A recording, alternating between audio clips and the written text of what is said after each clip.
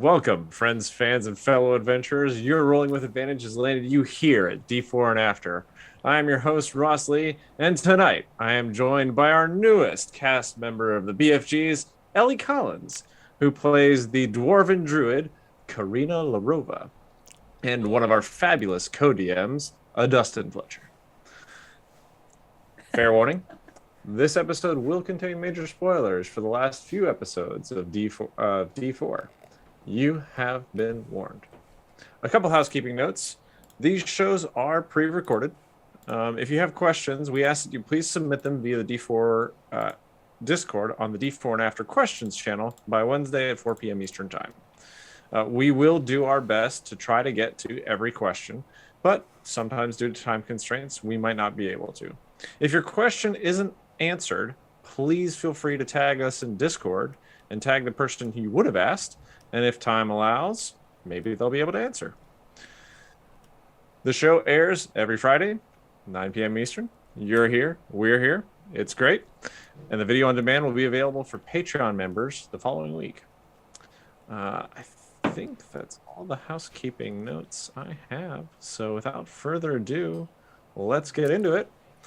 And thank you both for joining me this evening. Thank you for having me. I'm excited. Yeah, I am so excited. Super excited. So excited to learn a little bit more about you, Ellie, and Karina. So, I want to dive kind of right in a little bit. So, Dustin, when Voss left, did you already have another player in mind? What was that process like for you, seeing the gap in the cast and knowing that you wanted to add someone? We didn't have anybody in mind, like sort of to fill Logan's seat when he had it. But I mean, Ellie and I have known each other forever. I am a player in her stream, and Devin and I knew that we at some point wanted Ellie to at least guest on the show. We've been talking about it for years, but we went remote and we were like, no, I mean, you're local. We're going to have you in studio. So, we've been waiting on that. And then it just, when that opportunity arose, we started talking and we're like, yeah, I mean, there's really only one choice. I mean, it's Ellie. Like so, talk to Ellie about like, would she be interested? Would this be something that would fit her, her schedule? And, being a long form narrative show, not a seasonal show, it is a bit of a commitment. And so we just, we talked about it, and, well, you all see the results. And I think we were pretty on the nose, because pretty sure she made the cast cry her first episode. So yeah, fits right in. Yeah. Definitely want to get to that at some point. Ellie, obviously you've known Dustin forever. He approached you about the opportunity to join, not only guest, but to join the cast. Like, what went through your mind? I very much pulled the I gotta remain a cool kid, because though Dustin and I have known each other coming up on 10 years now, it was definitely like, Dustin is a creative person that I have an immense amount of respect for. I have continuously been just blown away at what he's done with D4. Mm-hmm. So when he messaged me about it, I did the let me sit down, let me take a breath. Yes. Can't be too eager. I can't be like, oh yeah. No. Yeah. And apparently it was on my face, because my partner Ian was like, are you okay? And because I was apparently sitting there I was like, yeah, I'm good. Dustin just asked me to join D4. And he's like, okay, because you look like you just seen a ghost. I was like, I'm excited. That's awesome. And then immediately got anxious. I was like, oh God, but everyone else has been playing together so long. I hope I can mesh in with the group, because the only one I knew before this was Goblin. I didn't know any of the other cast coming in, So I was super terrified. Mm-hmm. So, and Goblin actually asked this question on Discord. So you sign on. How did you prepare to join? Like, what was that process like for you? Pretty similar to before I join any game. I watched like 40 episodes back, but very intentionally did not watch the most recent episodes, like a handful of the most recent episodes, because being a character that was going to just sort of pop into this story, I wanted to avoid accidentally metaing. I wanted the connections with people to develop organically with how we behaved with each other. So I had the desire to watch the show, and like, okay, I need to know what I'm getting into with this group. And then it was like, no, it's probably better, like play wise, for me to find out who they are in the moment. And especially with coming in where we did with Seisha, me having no clue that had just happened, Yeah. I think made the scenes with her a lot more organic and fun. So I very much fought back all of that, and I just tried to study everything I could about my class, because I normally play druids, but I've never played Circle of the Stars. So I took all my energy into studying Circle of the Stars. Nice. So what inspired your character Karina, and specifically Circle of the Stars, for this particular character choice? So and that is coming from one of our viewers, Strike Red Kite. Oh yay, Strike. Yeah.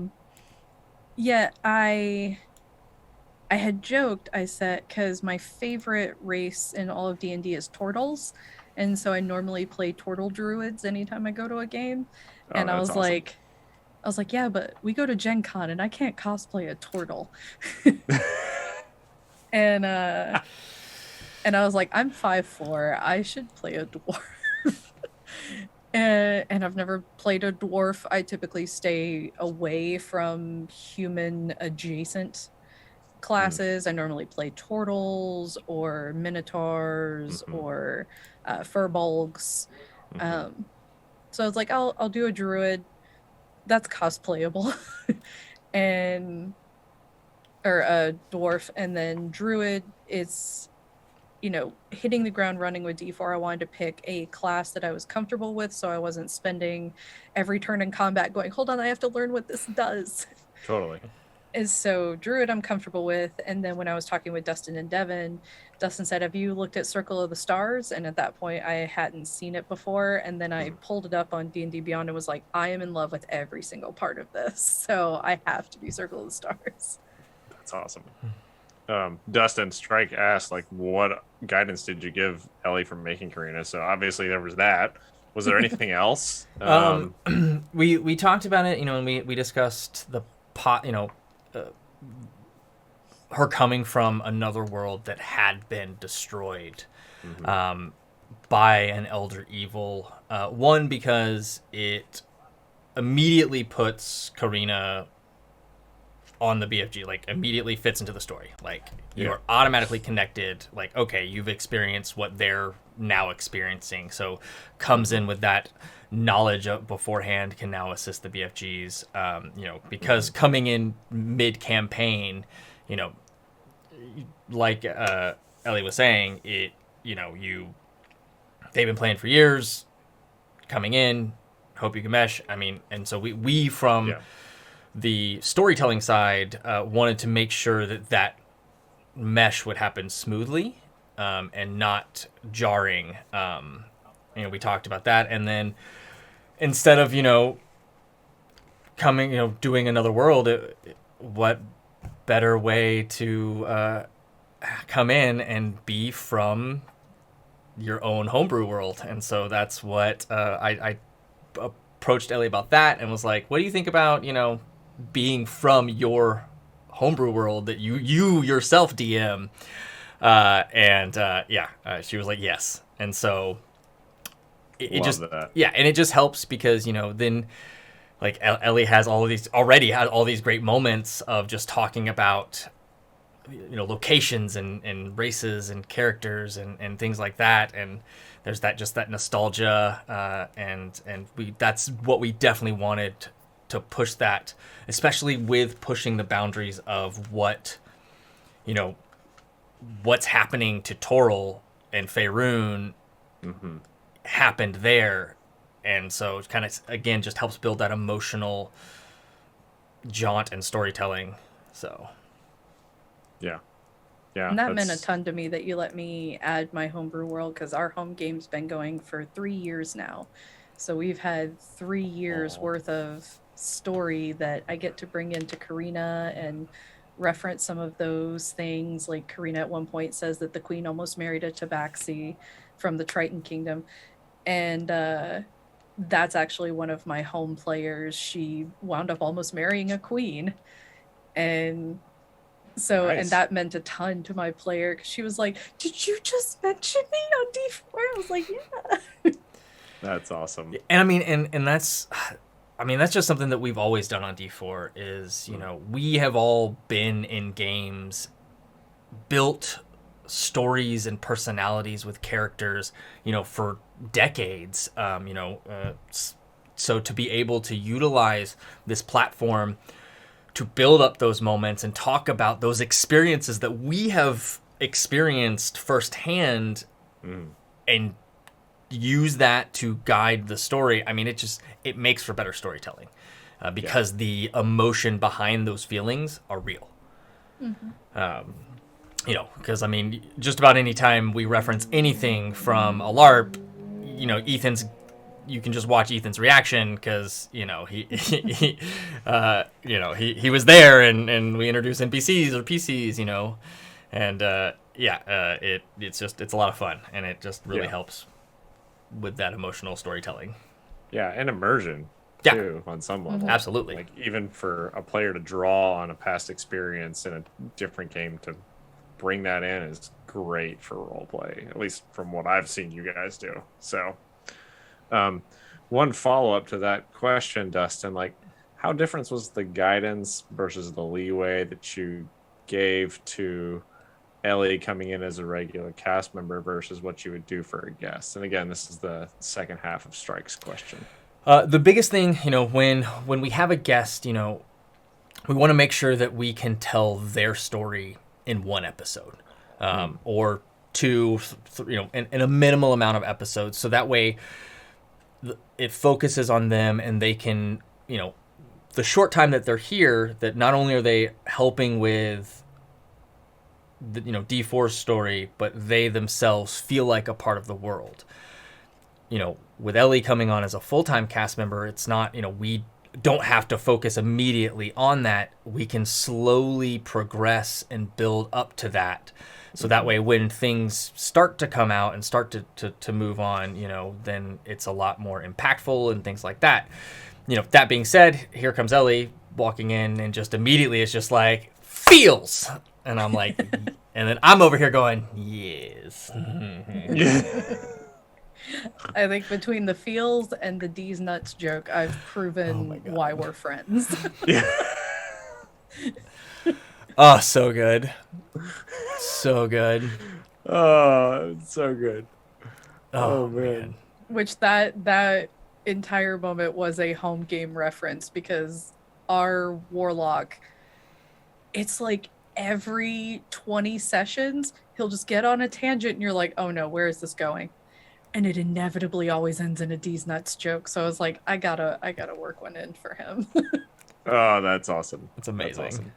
I love that you've already worked in a couple of your homebrew campaign player references. Like, that's amazing. I love that so much. Yeah, and the freedom of that, I mean, is, you know, Ellie can literally say and tell anything from that world because there's no like physical impact on our story, because that story has already been told. But now Ellie has full freedom to reference and basically improv anything that she wants about where she's from, to help build her personality, the relationships that she had there, to help influence future relationships, and to be able to give Ellie that freedom was definitely something that Devin and I wanted. especially when it's like, hey, by the way, you're coming in and you're coming in from a world that doesn't exist anymore, so whatever backstory you come up with, we will have to merge that into here because you are the only survivor of that, and that worked great with the background that Karina chose, which is Far Traveler. And awesome. it's also a huge help coming in as a new player, because also Dustin and Devin have built so much lore that there's no possible way for me to cram all that in at once. Yeah. So it makes it easier for me to have organic conversations, asking questions about Toril and learning about it through Karina being confused by something or being like, wait, so you don't have a traveling merchant family of turtles? Like, instead of just being like, hey, can you please info dump because I'm new? Like, it makes the conversations a lot more organic when it can just be Karina being like, well, back home we had this. What do you have here that's like that? And it doesn't feel as exposition-y. Yeah. To Dustin's point on the freedom, I imagine that it would give you a lot more flexibility with your character and how you approach situations that you are in or will eventually be put in. How does having that freedom help you explore Karina more? I think it allows me, because I have a lot of nuances to her personality and everything, but it helps to have the added stress of a new world, because then it gives a better opportunity for those things to come out. Because if you meet someone in a world that, if she met them in her home world, they would just be some random travelers, and maybe she wouldn't have the opportunities to open up or reasons to really connect with them.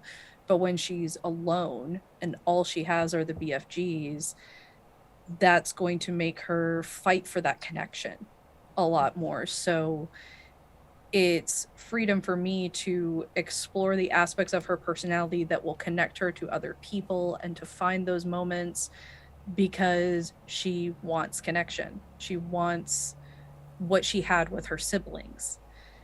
And I caught on to that about an hour into the first episode. Yeah. I think that first time you're on, it's particularly for me, I think it was the end, just jumping to that moment. Tell me a little bit, like, was that an improv that you were working on in the moment that happened? Was that pre-planned? How did that work from you, Ellie? And then how did you translate that knowledge to Karina, the character? So I have a journal for Karina, and in the front of the journal, because I always forget like names and locations and things. So I had like all of her family written down in the beginning, her parents' names, her siblings' names, where they rank in the birth order, because Karina's the middle child. And it was about an hour into the first episode where like I flipped back to look at my family in case the names came up, and I realized one brother, three sisters, and looked up at the table and saw one boy, three girls, and was like, oh no. And so then I just kind of like put my hand down on the notebook, because I didn't want Goblin to see it, because she's beside me. And then as I started learning about the characters, I was like, wait a second. And they were lining up with the personalities of all the siblings. And by the time we hit break, I was like, ooh, I have an idea. Oh, that's so awesome. And so the end was entirely improv. But the parts of it that weren't improv was Karina did have marble figurines of her family. But the entire saying goodnight to them and talking about the other BFGs was everything I learned about them through the episode. Yeah. That was such a powerful moment. So good. Yeah, it was so good. Listening to Karina go through that, and even just those small connections that you had made over the course of that couple hour session, like, and how you had tied it back. I was sitting there like, did she just improv? Did she just do that? Like, this episode, was that planned? I really want to know. So that is amazing. I love those little serendipitous moments, because I feel like I'm assuming that Karina's family has been on the books for a hot minute anyway. Mhm. Yeah. So the fact that it just happened to line up with the current player makeup is, and I Yeah. love those moments. Yeah, because in our homebrew world, Karina's mother is an NPC that they know, Mm. or that they are about to meet. But so Karina's mother's been planned for a long time, and Mm. so then I kind of retroactively built around that once I decided to be a dwarf, and I was like, oh wait, the marble mining family. And so just kind of like retooled all of that, and then got in the game and went, oh crap. Oh, that's awesome. I love that so much. That's so cool. I do know I saw you side eye a question on Discord from Zach V, so I've got to ask it. What are some of the coolest things about Karina's Homeworld? So Zach asked that because he's one of my players. Love it. I will say the two things I think are coolest about her homeworld are one being the traveling family, which is there's a father turtle named Charlton and his 6 kids, Heston. And they're all named Heston, even the daughter. And they own a entire mercantile company. So it was my way to control the characters from wanting to have a shopping episode every other episode or every other session, because we don't stream, because they were like, we need more supplies, we need more supplies. So I just created this like traveling merchant family, but they're turtles, so they're only gonna see them like once a month. Yeah. And so it keeps them from being like, where's the next town? We need to buy stuff. Instead, they just wait and they get like really excited to see the Hestons again. And then probably the other cool thing, because they just wrapped up this plot, so I can talk about it. We have an entire massive jungle metropolis that are all Yuan tea. Ooh. And they have a patriarchal society in a way where they have what they call the God King, which is just a firstborn son. That's it. You just have to be a firstborn son, and then you have a firstborn son. Your son becomes the God King. If you don't have a firstborn son, every man in the village with a firstborn son can fight to become the next God King. And so they got there to find out that the Yuan Ti crime boss that they've been working with was the princess of this city, and they had to save her from being sacrificed. So they got to go around this huge metropolis, like they saw a hospital, and of course it's the 2 snakes wrapped around. Yeah. You know, and I've been like because we almost got to that city before the pandemic. They were talking about traveling to that city before the pandemic, but 2 of our player characters were getting married, and the pandemic hit right on where the next session was going to be their wedding. Ooh. So when we were able to all get together again, we came up with that there was this object that flung everyone to different parts of the world, and some of them wound up in the Jungle Kingdom. So they got to explore that entire kingdom that I've had built for 3 years. Yeah. That's awesome. So what is it like? And I feel like someone asked this question. Let me see if I want to say Strike maybe asked something where it's like, what is it like to be a player instead of a game master, a GM? It's so relaxing. It is so relaxing. Because, oh my God, I do so much pre-prep and planning. I do so much planning so that I can improv anything. And getting to be a player, it's like, I just sit back and react. Yep.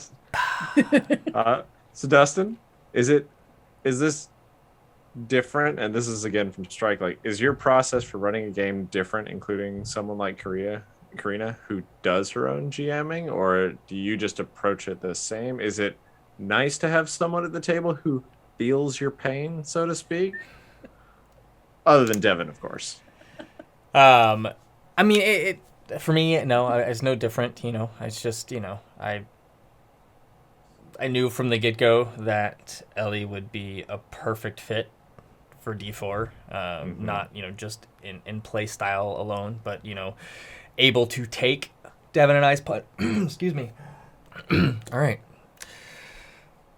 As I was saying, yeah, no, there's no real difference. I mean, it's like I said, Ellie, I know would be a perfect fit, and Wood is, you know, that has the play style that can take the punches that Devin and I are gonna throw. That, you know, are those gut wrenching, emotional roller coastery of happy to sadness. I mean, the D4-ness. I mean, it's been basically our staple. You know, you're gonna possibly be laughing until you're crying at one point, and then in tears the next.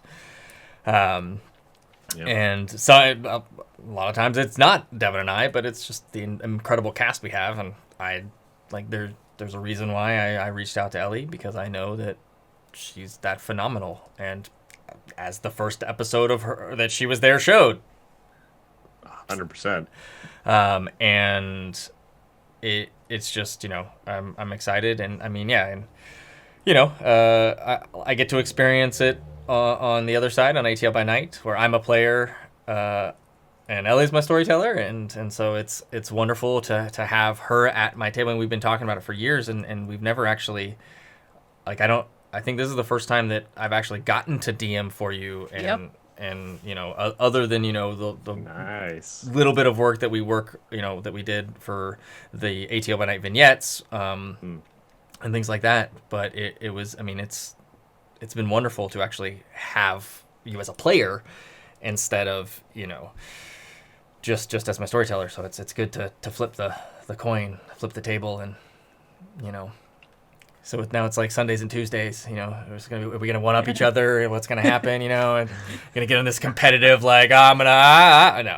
Now I'm gonna make you cry. Ah! I'm gonna make you cry. Yeah. Oh, that's hilarious. Ellie, what is it like not only having a homebrew game, but playing and running ATL by Night and playing in 5th edition? Like, what do you find as a challenge? Is it challenging to go back and forth from those individual play styles when you come? Like, how do you prepare for jumping between those, as it were, those roles? The difference in what you roll for between vampire and D&D always trips my brain up. Because I'll spend all week dealing with vampire, because we have a play-by-post server for our patron members. And so I spend my entire week doing vampire and getting used to saying, roll me wits and awareness. And then I get to D4, I'm like, what is a wits and awareness roll called here?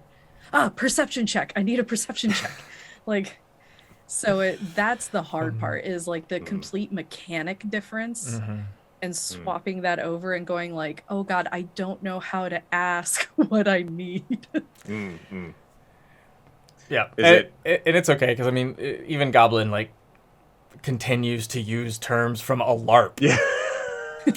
Yeah, she does. No, Goblin, it's not Whispering Wind, it's Sending. She might learn it one day, maybe.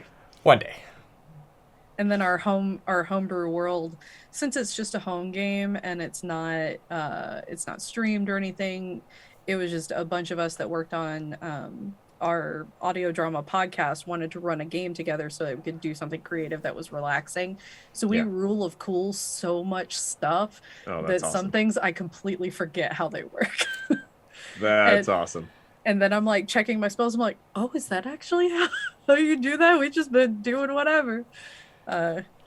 Hey, Rule of cool for the win, though. yeah, I mean, and you know, it's a home game. It's you running it. If your players are having fun, that's all that matters, you know. Oh yeah. And And then I come sure. to a stream and I go, oh, y'all can't just walkie-talkie everyone all the time. You have to use spell slots for that. I don't know. You guys have access to telepathic bond now, which is a ritual spell. So actually, you kind of can walkie-talkie all the time now. But Just only takes, for an hour. 10 minutes to cast, right? Yeah. Every time. There you go. So, Yep. so Neoma Rose asked, Ellie, how do you feel about being in a town where you don't have to worry about the Sharn? I think as evident by the D's nuts joke, like Karina is so much more relaxed. Cause I had it to where like how to phrase it, because some stuff will come out later.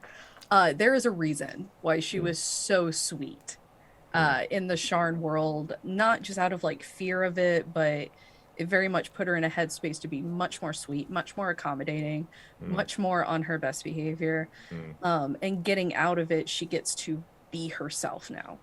You know, it was very, because when you come in and Rymanthian is the only city you know now, it's like, okay, this is who I am now. Like, her entire personality shift was because she had to think about the longevity of it. This new world that she's in, for all she knows, everything is Rymanthian. And so getting to finally be out and see that there's a different world, see that there is more to it, she can relax. She can be more of herself. She can joke. She can give opinions that she was afraid would like cause conflict before, like telling V like, you're gonna have to step up and make your own decisions as a leader, you know, things that she would have been too afraid to say because she was trying so hard to avoid all conflict.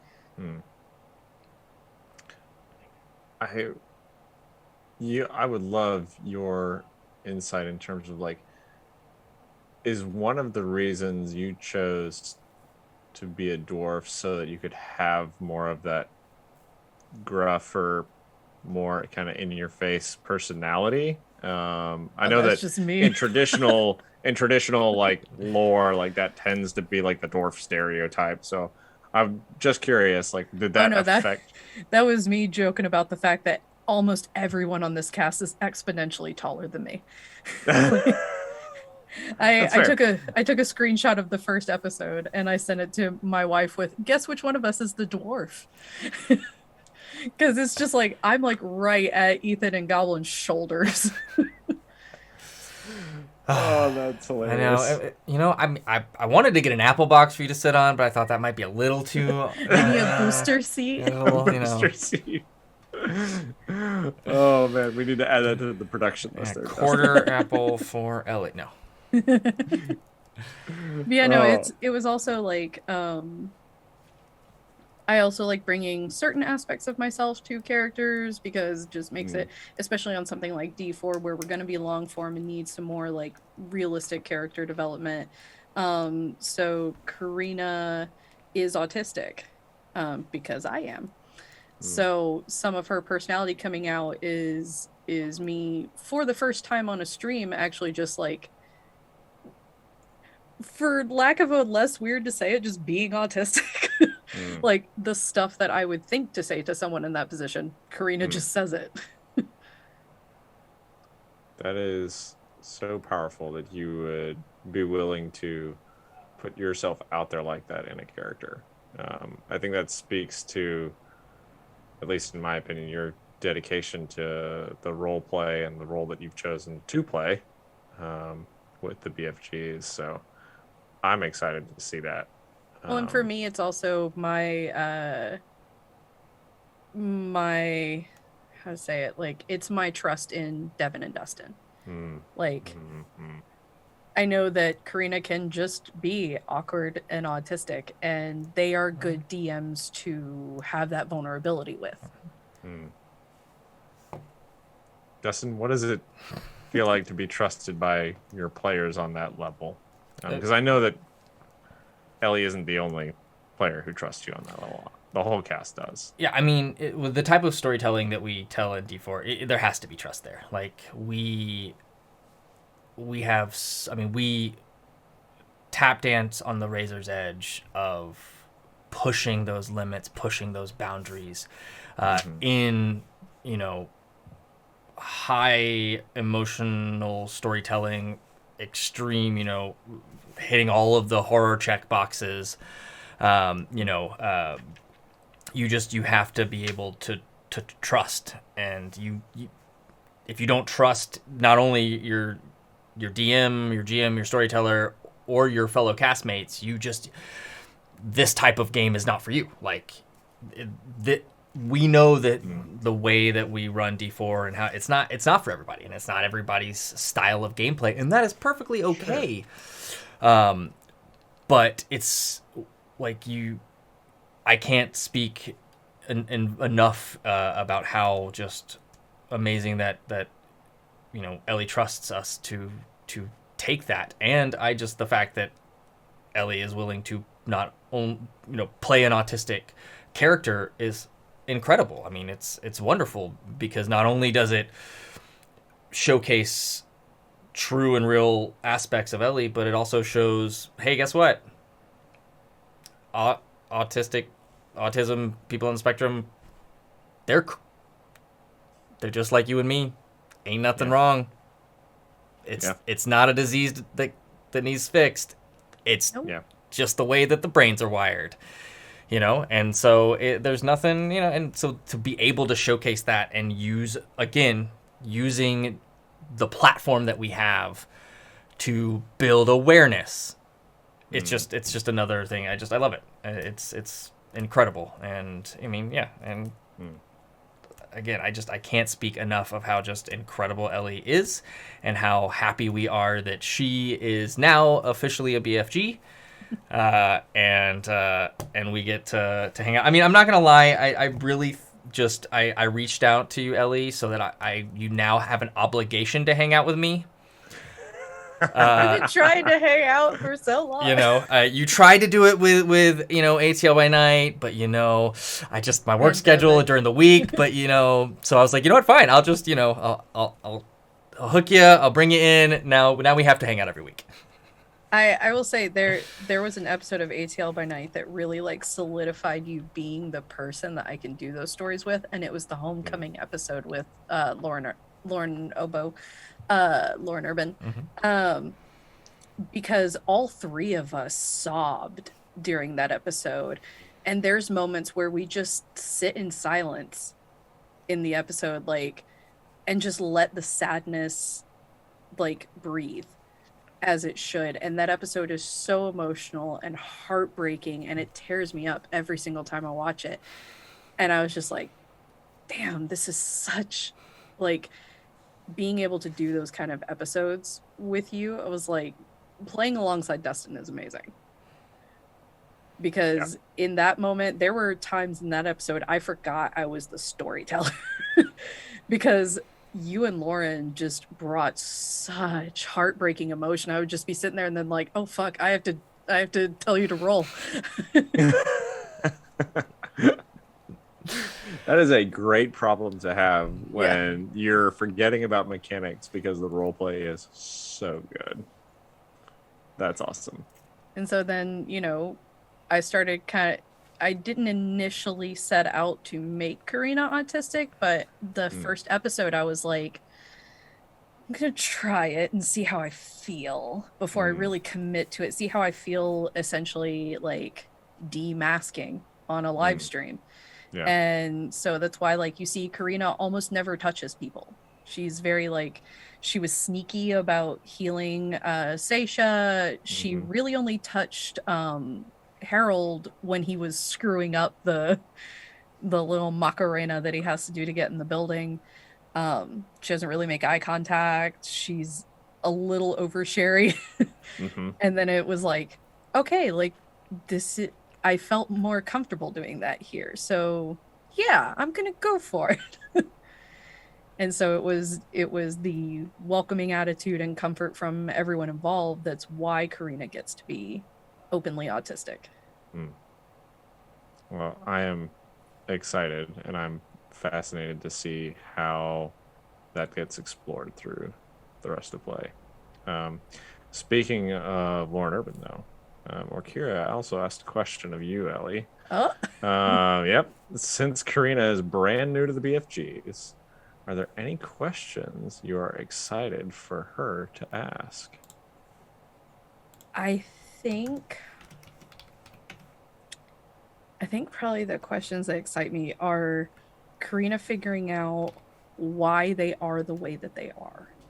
Because she Mm, didn't go through any of this journey with them. So, mhm, you know, it would, she wants to know why does Harold have this mask and secondary personality?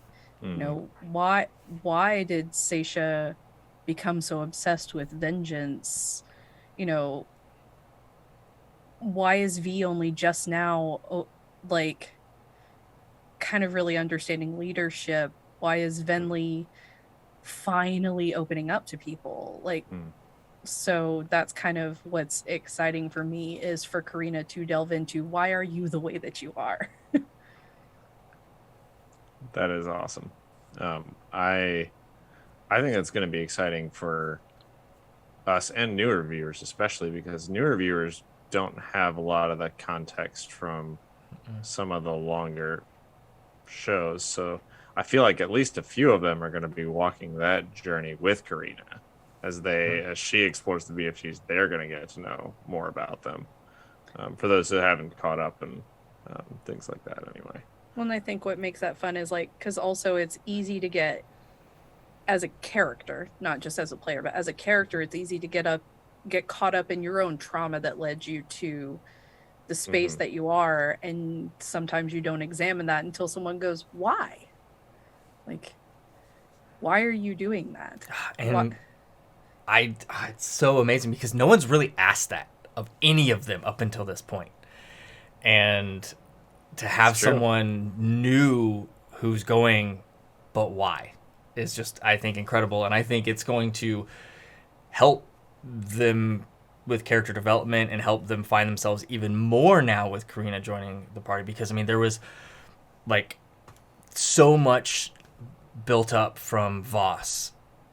And then you bring in Karina, who is a different side, but still that same just blunt brashness that they really need, and to focus them is just it's phenomenal, and I cannot wait to see where those scenes go when they happen. Mm-hmm. I will say there's a lot hidden in the gifts that Karina is having made for all the BFGs. Ooh, that's exciting. I know what they are. You got a whole list, and I said, I don't know how Karina's going to pay for it. We'll figure it out. Great, right? That's you're in water deep. You can do that. Oh. Figure it out. So Karina seeing a new space, not romantic. You touched on it a little bit, like that she's able to be more of herself, come out of that shell. What are you looking forward to, or what is she looking forward to from a exploration standpoint of this new world? And I would love to get the insight from a Circle of the Stars druid, like brand new constellations, total new star map. Like, is that exciting? Is she afraid? Is it like where does all that fall to? I think for Karina, and some of this comes up in the fight with the crystal when Mm-hmm. she saw her mother, that there's a very complex relationship there that she is free of physically here, but not mentally. Mm-hmm. And so, new constellations, super exciting. She has no baggage with these constellations, but baggage finds a way to creep in. Mm-hmm.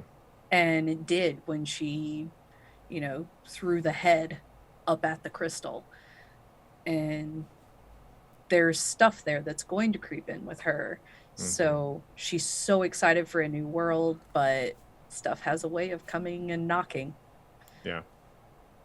Yeah. Everyone comes in to every experience with some form of baggage.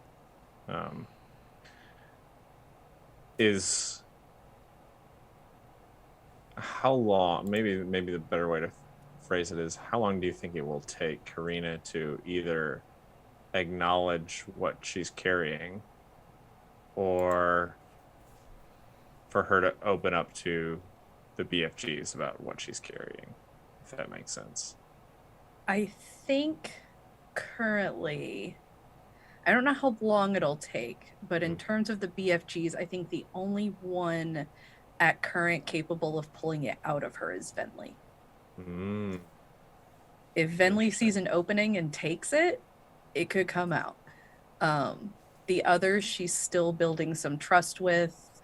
She really loves her connection with Harold, but she still sees him kind of through the lens of her big brother, who she adored, but she didn't open up to. Yeah. And her baby sister is who she sees Venli in. And her baby sister is the one that she was the closest to. And Venli taking those opportunities with her, like taking her flying. I think if Venli takes the opportunity, it'll come out. Interesting. Well, that'll be exciting and fascinating to watch over the course of the next few sessions. See if any of that comes out. Dustin, how do you, this is going back a little bit, how did you and Devin prep the cast for Ellie joining? So prep the rest of the cast for her joining full time and everything. It was mainly just, talk to them. Just, hey, we're thinking about bringing in, a full-time cast member. And, what do you think about Ellie Collins? Like Ellie said earlier, I think the only person who's ever, had ever actually played with and done things with Ellie before was Goblin. But, I mean, everybody was super excited, super welcoming, knowing what Ellie did, with ATL by Night and other aspects, especially in the horror genre. It's just, just knew that it would be a good fit.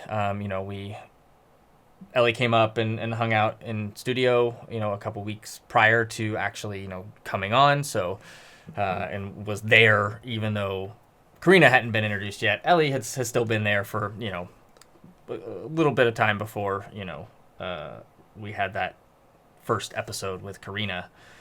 That was fun, all of them speculating what I was. Yeah. Yeah. Yeah. I mean, in true, me and Devin fashion, we did not tell them at all what she was going to be playing, because, we like that real surprise reaction. And so to see that live when they're like, okay, you're a druid. What kind of druid? Okay, you're a dwarf. Oh, awesome. And it's like, and then trying to figuring out oh my god, you're a star druid. It's just a lot of fun. Yeah. Ellie, for Karina, obviously in Romanthian, she, while it was hard, I'm sure on her from just being in that space, being new, having to adjust her personality to live there with the Sharn, etc. When she stumbles on the BFGs, there's a little bit of oh, hey, I'm the expert here. I'm going to help you out. Now that you're outside of that, do you feel like that role has shifted? And that the BFGs are the experts and you're oh, please help me? In a way, yeah, because Karina, and she said this in the game, she always wanted to be an adventurer. So she very much took the opportunity of, these are adventurers and I can help them. Yeah. And that kind of makes me an adventurer. And then when they offered for her to come with, for her, it was that excitement of, oh my god, am I an adventurer now? And so she very happily lets them take that lead and that expertise, because she's finally getting to have a thing that she always dreamed of. and was very convinced she would never have. So she it's not a stressful thing for her to turn over the expertise and the leadership, because she is very fulfilled by this. That's awesome. Traveler Farlander asked, and I think we've touched on this a little bit, but if there's anything else you would add, is there a facet of yourself that you're exploring with Karina, or a trait or set of traits that you're having fun with? And those questions, they clarified, aren't mutually exclusive. So, being openly autistic on a show, and then the mother baggage. Yeah. As that will come out. Just because you always have to walk that fine line with how much of yourself you put into a character to mitigate bleed.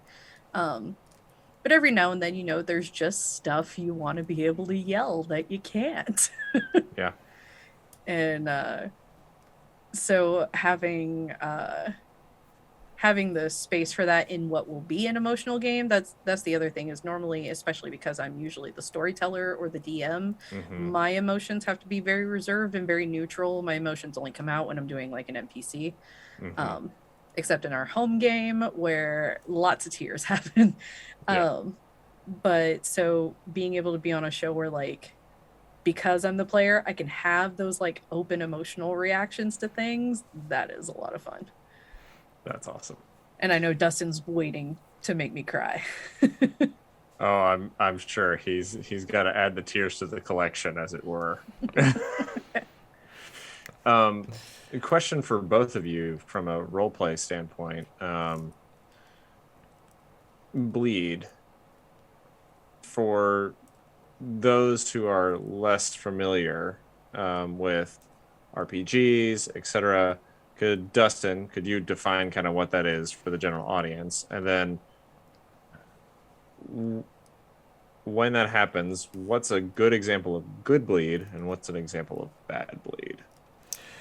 So bleed is you're playing a character, you are playing a role-playing game, LARPing, tabletop, what have you, and you are so immersed in the story that the emotions that your character is feeling, you yourself take on those emotions.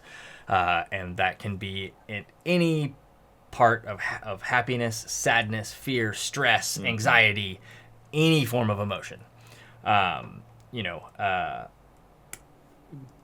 Good bleed, I would say, is, those happy feelings or something that you can separate from. Once the scene is done, you still feel it, but you're like, okay, I'm really feeling that. Wow. Like the homecoming episode of the vignette from ATO by Night. I fully had bleed, but it was good bleed because I was like, ooh, I'm feeling that. I'm going to need a second, but whew, that was some good storytelling. When you can do that. Bad bleed is when you can't separate that, when it becomes too real. And you find yourself not being able to separate, the immersion, the story, the character from the player. And there are tons of ways to, to take care of it, to aftercare, to, work through it and kind of things like that. And that's, I don't think have time to really get into that because that in itself is a whole nother discussion. Yeah. If you're coming to MomoCon, I have a panel specifically based on role-playing bleed and how to deal with the after effects. No. And I am publishing an entire compendium on Storyteller's Vault about bleed and managing it. Oh, nice. Yeah. So, but it's just you have to understand that if it happens, it's okay to take a step away. Yeah. Sometimes you have to. We've had it happen live on D4. Yeah. The very first time that we had a character death and Vinley was resurrected, 2 of our players had to stand up, excuse themselves from the table because of how real those emotions became. And that's okay. Yeah. Yeah. So. Thank you for defining that for the audience who may not know what that is. Yes, it appreciate is that. not being stabbed and bleeding. Yeah. It is emotional bleed from interacting in an immersive story. And I mean, and it can happen in anything. It doesn't necessarily have to be Oh, from yeah. a role-playing game. It is just most commonly referred to in tabletop RPGs and LARPing, live-action role-play. But, you know, you can have from reading a story. You can have bleed. You can Oh, yeah. have from watching a movie. You know, at any point in time where you yourself feel the effects of what a character feels. That is considered bleed. I put down Assassin's Creed Origins for a week due to bleed. Ooh. Yeah. Just one quest. It got me too much. I've had a couple of those moments in movies, but in one video game in particular, the Last of Us. Oh yeah. The last like 5 minutes of that game, I was like, I need to set this down. I can't continue right now. So God, that game is so good. it's so good. Off topic, but so that is those are thank you for clarifying that for our audience who may not know. And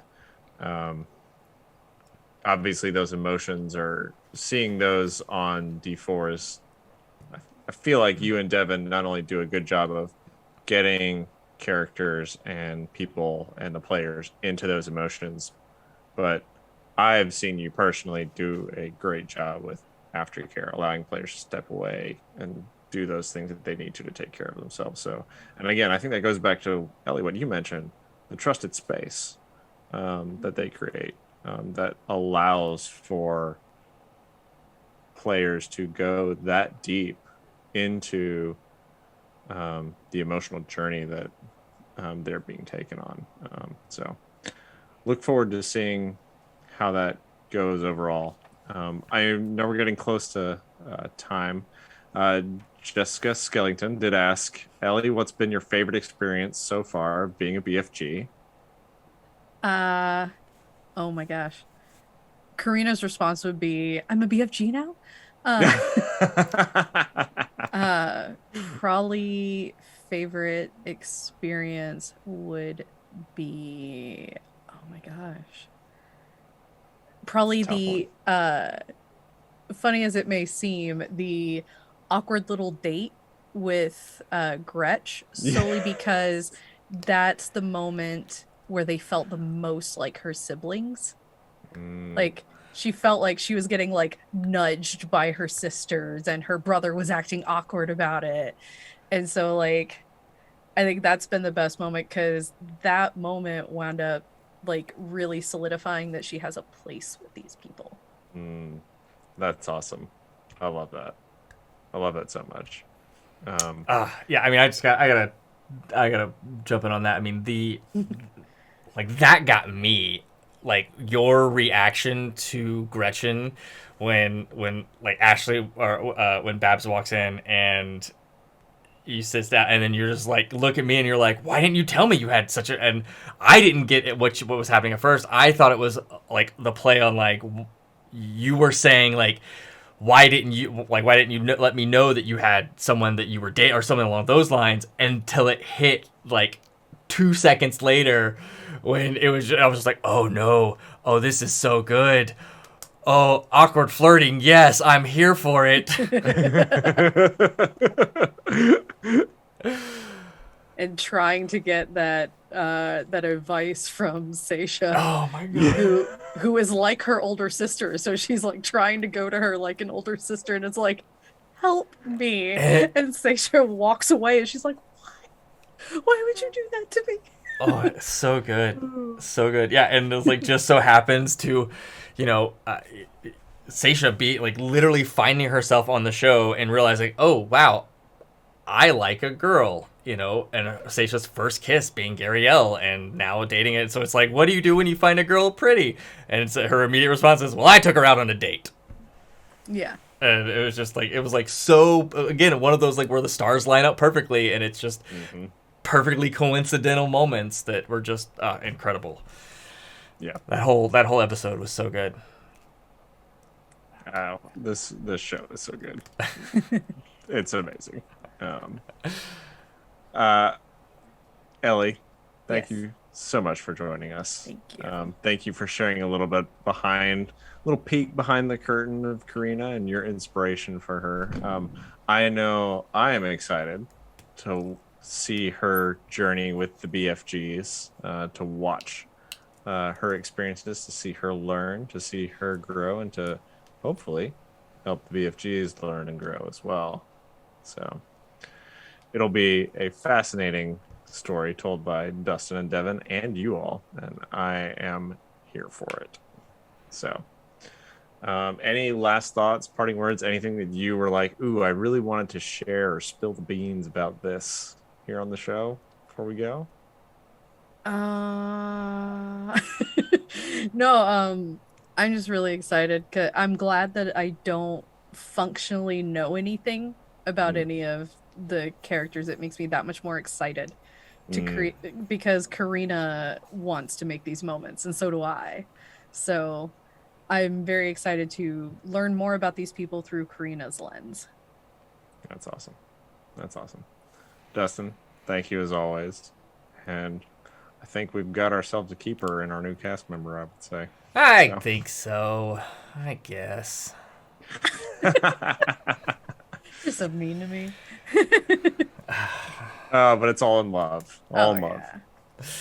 Yeah. I'm excited, and I can't wait to see. I mean, we've barely dipped our toes in it. I mean, we're only a few episodes into Karina, and I mean, there's just so much more, and I can't wait to watch you, Ellie, grow into her, and you both discover each other as Karina continues to move on in this new world, and I think it's gonna be great, and I'm excited. Oh, I did forget to mention, for people who don't know astronomy, because I forget that, Karina's name is actually a constellation. Everyone in her family is either a reference to marble or a star. And her last name, Nice. Larova, is a shortened version of Lunar Rover Vehicle, which my grandfather helped build. So it's my send up for him. Oh, that is so cool. I love that so much. That's awesome. Thank you for sharing that. I think that's all I've got for this evening. So thanks everyone for tuning in. Sunday's coming, folks. So see you then. Bye.